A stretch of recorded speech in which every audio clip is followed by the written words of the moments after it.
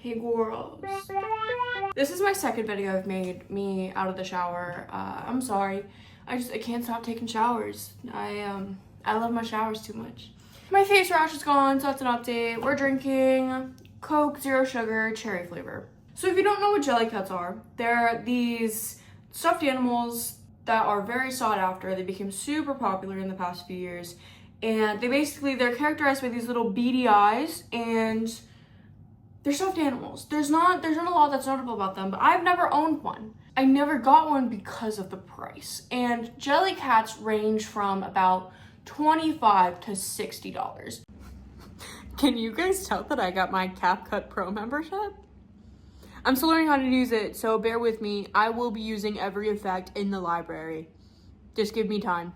Depending on the Jellycat. And it's not for like a big stuffed animal. It's for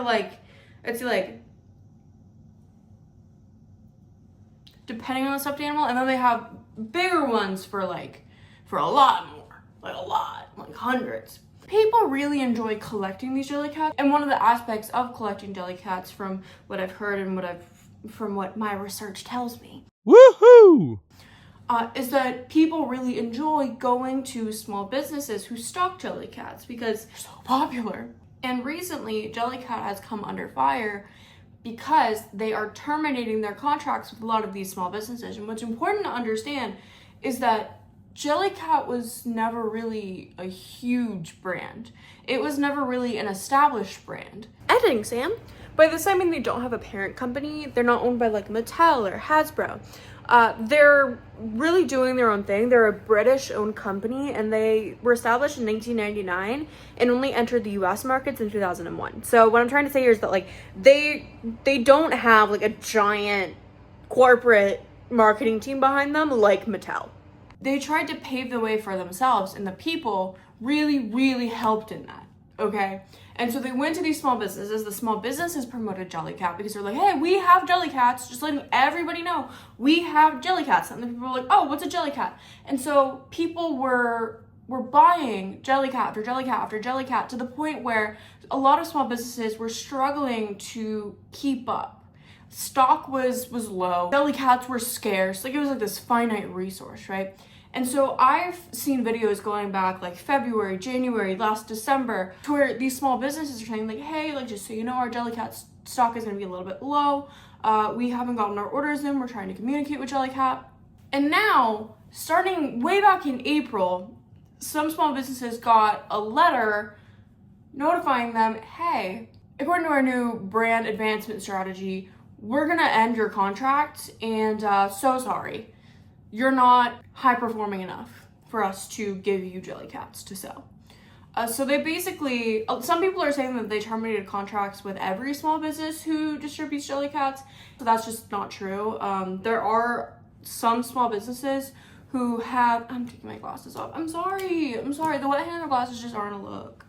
There are some small businesses who are like, yeah, like, we're proud to be an official stalker of Jellycats, and we got the letter confirming it. And so they're basically, Jellycat's just sending out these like letters of acceptance or letters of doom and despair.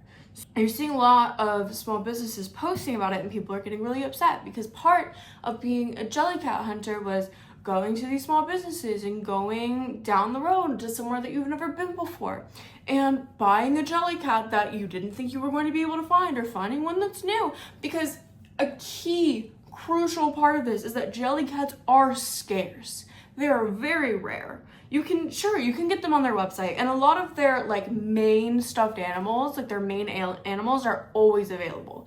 But they have these drops and these like limited characters, and sometimes these like little like seasonal releases that can be super popular. If you're trying to go after it, it's likely that you won't be able to get it on the website. You might be able to get it in a small family-owned shop. And even then, not everybody wants to buy their stuffed animals online. Not everybody wants to go through the experience and the process to where, I know I could be talking about Labubus right now, okay?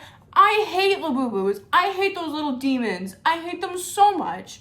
I hate Labubus. I hate them with every ounce of my being.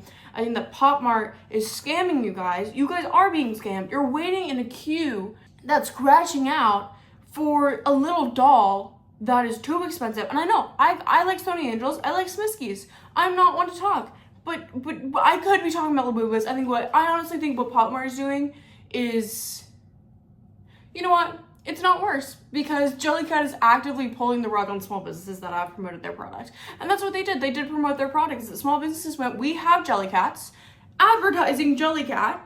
And when we have Jellycats, come get our Jellycats, posting videos promoting their Jellycats, because people would come for their Jellycats. And now you have businesses that might not be able to function because their main source of traffic is now being taken away from them. Editing Sam here.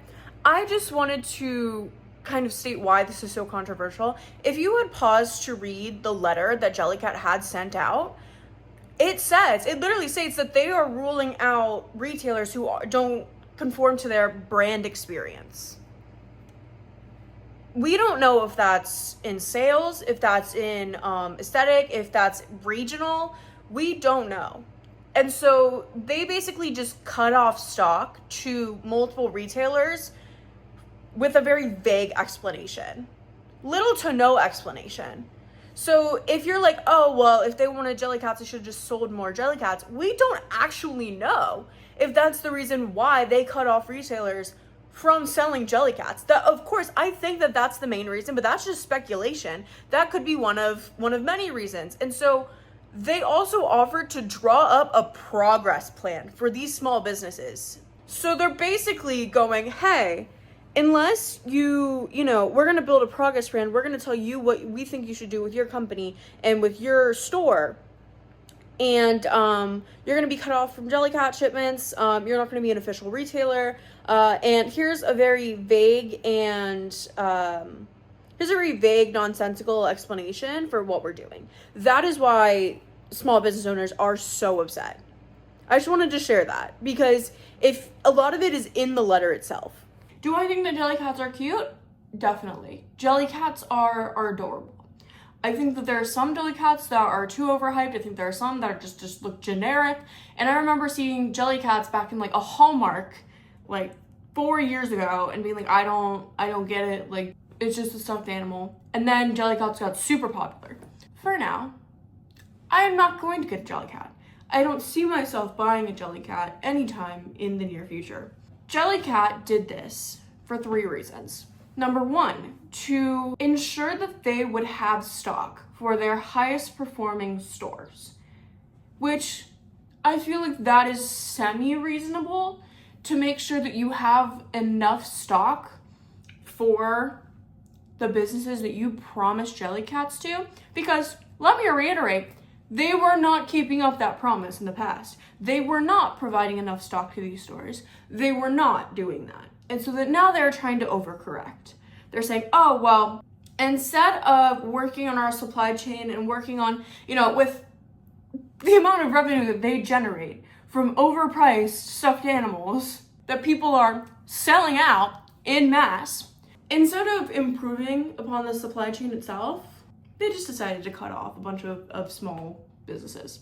Number 2, they have to ensure that the product is scarce. There can't be too many Jellycats. So many Jellycats that, you know, people don't think it's a novelty anymore. People don't want to collect them. They're not rare, they're not scarce, they're not a status symbol. They have to make sure that you have to fight tooth and nail for your Jellycat, because they cannot be of substance on their own. They can't just be a stuffed animal that can stand out amongst other stuffed animals. They have to be rare. They have to be sought after. They have to be scarce. That's what happened to Squishmallows. Squishmallows, number 1, they tried to address the first problem. So they're, okay, let's improve our supply chain. And instead they made the fabric extremely cheap. They would kind of like deflate after a few times that you like slept on them, right? Because I'm one of the people who used my Squishmallows as pillows, or at least used to before they changed everything. They were they had scarcity. They were trying to be, like, they did the second step as well. Squishmallows fumbled so hard because they changed what people liked about them. And so Jellycat is trying to avoid those problems. They're trying to make it more scarce. They're making it more exclusive without addressing any of their supply chain issues. That's not an attainable business model when the people who made you popular are the ones that you are screwing over. Brands do this all the time. They do objectively worse things. The reason that Jellycat is under such scrutiny is mainly because of their brand image. They created their entire persona around these cute, cuddly animals. They have a store to where you can get, there's like a Jellycat diner to where you can get like little stuffed pancakes, and it's like an entire like you have performers and you have people who are like, oh, they're a line cook, that's so cute. And then they're flipping over the Jellycat and they're packaging it up for you. And they created this entire brand around being cute and friendly and cuddly. Jellycats can't exist on their own because they don't have a lot of redeeming qualities. They're just aesthetic, cute looking stuffed animals. That's all they are. And in response to this whole Jellycat situation, my answer to you guys would be stop feeding into microtrends. I know that I am one to talk. I have Smiskies, I have Sony Angels, I have all of these little trinkets. I love Nightchat, I love little characters, and I am susceptible to these little microtrends. Don't put your all into a brand because it looks cute. Don't rely on microtrends to dictate who you are and how you present yourself. Because once that falls out of favor, you're just gonna get more and more and more. And these things will probably just end up in a landfill. And I know that that is a super negative thing to say. And I collect a lot of trinkets. I collect a lot of stuffed animals. I love stuffed animals. But one thing that I will never do is buy a microtrend or buy a stuffed animal or a trinket specifically because it is rare.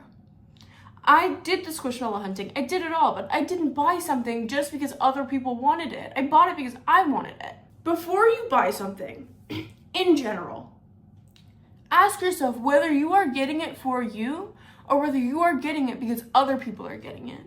Jellycats are cute, but they should not be causing this much drama. Brands are not your friends. Brands do shady crap. It's a business. Businesses do things. Businesses make decisions, and if they make poor decisions, you do not still have to be loyal to that brand. I will not be buying a Jellycat. I think that there are other options, there are cheaper options, and there are cuter options. There are still small businesses who are on those stock lists. There are still small businesses who are going through their previous Jellycat stock, and if you want Jellycats, I implore you, buy from them first. Make sure that you communicate with those small businesses, listen to their story. That's it. That's my take on it. I really appreciate you guys. I really appreciate you guys sitting down to watch my videos. I'm trying to post a lot more. I like posting on YouTube a lot, and I don't really go out and do anything. I pretty much just stay in my room all day, so it means a lot to me that you guys watch my videos. I really don't do a lot. I'm gonna turn 20 next month. I turn 20 next. That's so scary to me. I'm not gonna be a teenager anymore. I'm gonna be in my 20s. That's so terrifying. If you like this video, like and subscribe. I have a lot of other videos as well. Anyways, be safe, make good decisions. Don't buy Labubu. I hate Labubus. Bye. Guys, I can make edits now. I'm gonna make edits. I have to use my CapCut subscription.